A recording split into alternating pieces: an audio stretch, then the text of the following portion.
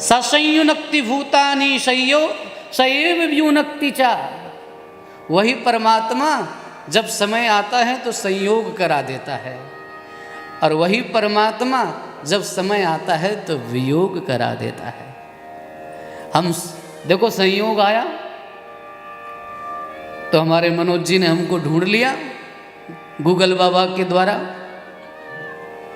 हाँ, अरे दुनिया का कोई बाबा फेल हो जाए, लेकिन आजकल गूगल बाबा फ्री फेल नहीं होते। जो कुछ पूछो भैया, इनसे एड्रेस पूछ लो, कौन कथा करता है ये पूछ लो, कौन व्यापार करता है इनसे सब पूछ लो।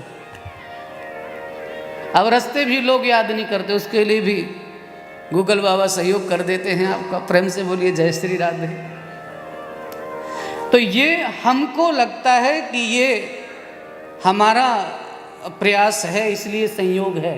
नहीं भैया, हमारा और आपका संयोग है इसलिए हम मिले हैं। हमारा और आपके साथ कुछ दाना पानी कुछ 7 दिन का है, कुछ वृंदावन की वायु के साथ आपका संबंध है, कुछ हमारा संबंध आपके साथ हुआ होगा कभी किसी समय। हम अपना हिसाब किताब पूरा करने के लिए मिले हैं। हाँ शर्मा जी।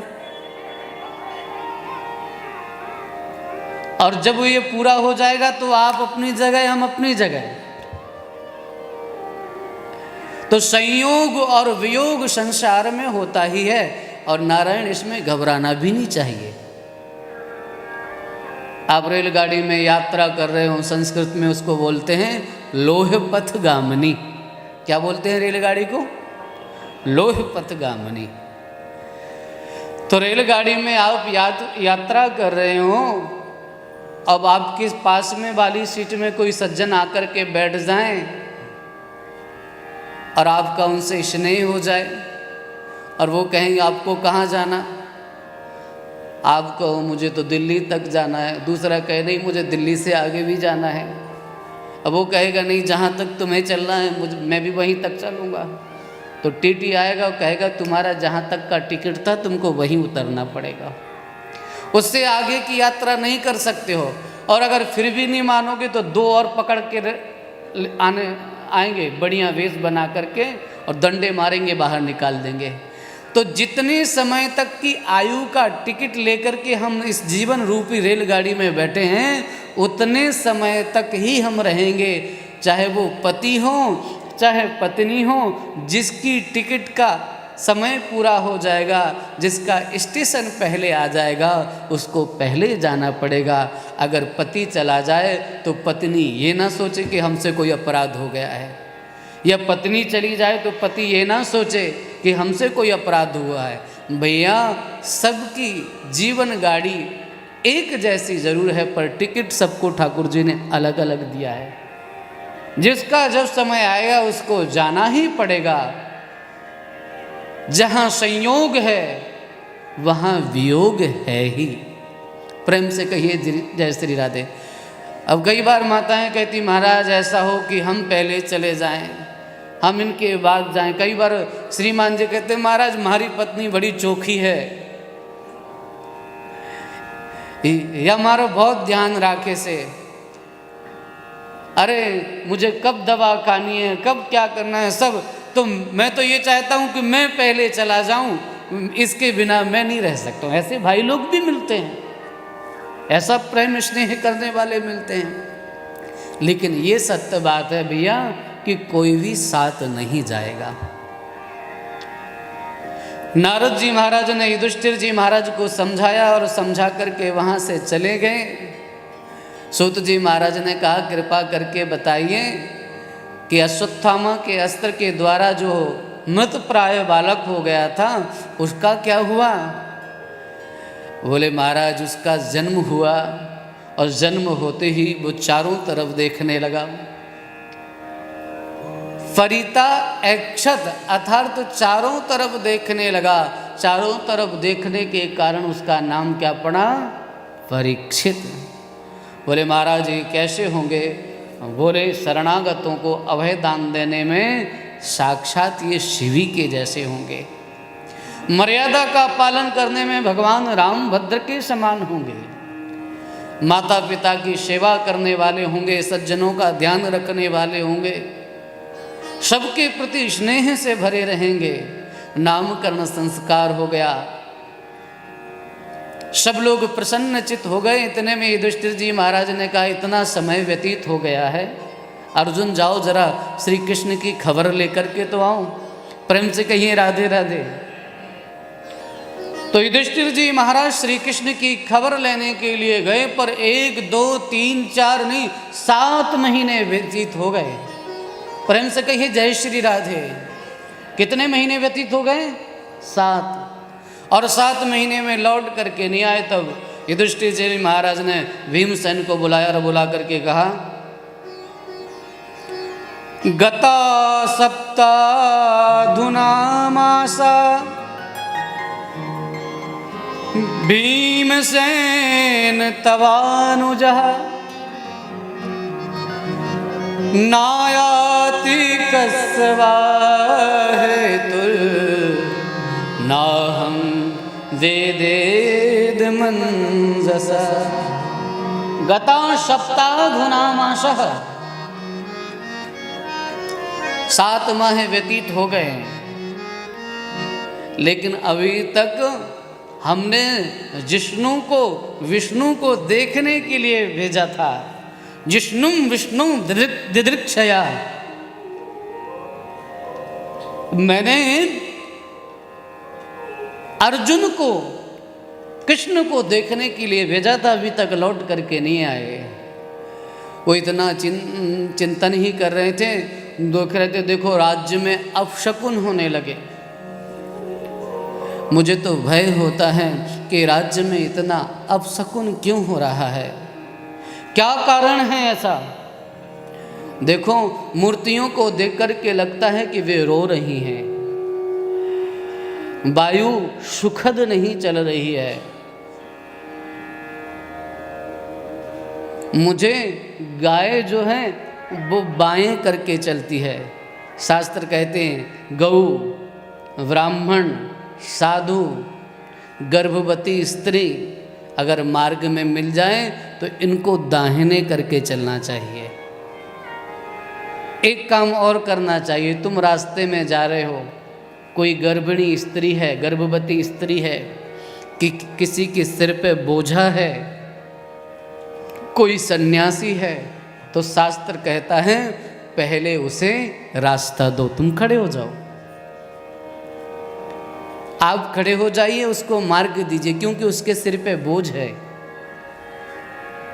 सन्यासी सम्मान का पात्र है, इसलिए उसको देख करके भी रास्ता देना चाहिए। और इन सबको दाहिने करके चलना चाहिए। गाय को बाईं तरफ नहीं करना चाहिए, दाहिनी तरफ गाय को करके चले। लेकिन युधिष्ठिर जी महाराज कह रहे हैं कि जो अच्छे शुभ चिन्हधारी जीव हैं वो मुझे बाईं तरफ करके चलते हैं, और जो अशुभ चिन्ह धारण करने वाले हैं वे मुझे दाहिनी तरफ करके चलते हैं। ये मेरे लिए बड़े दुख का कारण है। चारों तरफ अपशकुन ही अपशकुन हो रहे हैं। श्यार बोलता है, उलूक की आवाज इतनी भयंकर आती है। ऐसा विचार ही कर रहे थे कि इतने में अर्जुन आ गए। अर्जुन के चेहरे का तेज नष्ट है, चेहरा उतरा हुआ है, मुख नीचे करके अपने भ्राताश्री के सामने खड़े हो गए। अर्जुन क्या हुआ, सब कुछ ठीक तो है? क्या तुमने किसी ब्राह्मण का अनादर किया है? क्या तुमने किसी स्त्री का अनादर किया है? कहीं ऐसा तो नहीं किसी शरणागत व्यक्ति का तुमने तिरस्कार कर दिया हुआ? क्योंकि शास्त्र कहते हैं जो व्यक्ति कोटि विप्रबद लागहि ताहु, करोड़ों ब्राह्मणों की हत्या का फल उसे मिलता है जो व्यक्ति अपनी शरण में आए हुए व्यक्ति की रक्षा नहीं कर पाता है। क्या तुमने किसी की रक्षा नहीं कर पाई?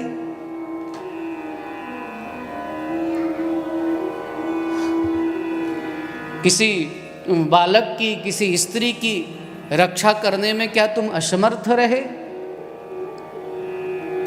गौ ब्राह्मण अग्नि का क्या तुमने अनादर किया? इसे समझ लीजिए, इसका अर्थ क्या है कि नारायण यदि कोई व्यक्ति गौ ब्राह्मण और अग्नि का अनादर करता है तो वो निस्तेज हो जाता है।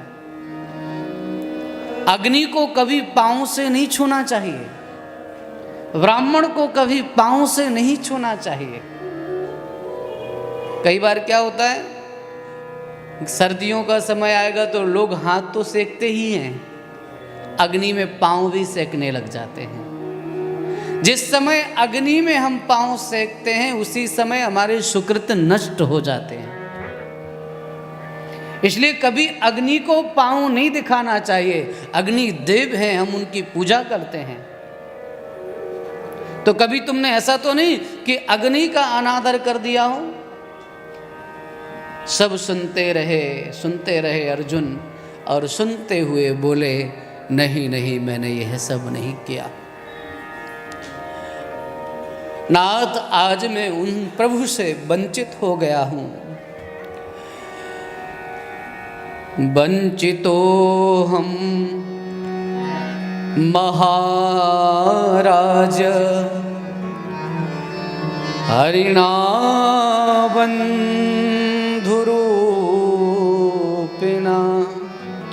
एन मे पहतम तेजो देव विस्मापनम